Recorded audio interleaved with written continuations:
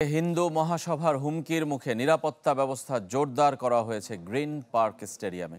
তাই এ নিয়ে শঙ্কার কোনো কারণ দেখছেন না স্টেডিয়ামটির পরিচালক সঞ্জয় কাপুর। কানপুর থেকে আশিক রুদ্রর আরেকটি রিপোর্ট। 250টিরও বেশি ডিজাইন অপশন নিয়ে ওয়ালটন স্মার্ট ফ্রিজ, বোঝে আপনার প্রয়োজন। টাইগারদের ধ্যান জ্ঞান তখন শুধুই অনুশীলনে।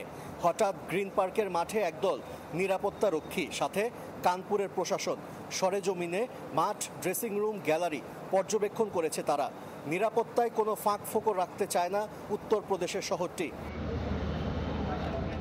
এত নিরাপত্তার তোড়জোড়ের কারণও আছে। অখিল ভারত হিন্দু মহাসভা নামের কট্টরপন্থী সংগঠন ম্যাচ বাতিলের দাবিতে আন্দোলনে নেমেছে। সোমবার স্টেডিয়াম চত্বরে বিশৃঙ্খলাও করেছে তারা। আইন শৃঙ্খলা বাহিনীর চেষ্টায় পরিস্থিতি স্বাভাবিক হয়। বাংলাদেশকে আতিথেয়তা দিতে মুখিয়ে আছে কানপুর। অনাকাঙ্ক্ষিত ঘটনা এড়াতে যা যা করণীয় সবই করছে শহরটির প্রশাসন। एक शानदार सिक्योरिटी अरेंजमेंट है, 3 स्तरीय सिक्योरिटी अरेंजमेंट है। কানপুর টেস্ট ঘিরে 3 স্তরের নিরাপত্তা ব্যবস্থা নেওয়া হয়েছে। এখানকার পুলিশ পরিশ্রম করে যাচ্ছে। আমরা বাংলাদেশের সমর্থকদের স্বাগত জানাতে চাই।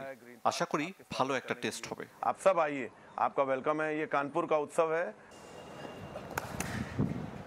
বাংলাদেশ দলও হুমকি নিয়ে খুব একটা চিন্তিত না। ম্যাচ প্রস্তুতিতেই পুরোপুরি মনোযোগী team tiger. We have no concern about the security.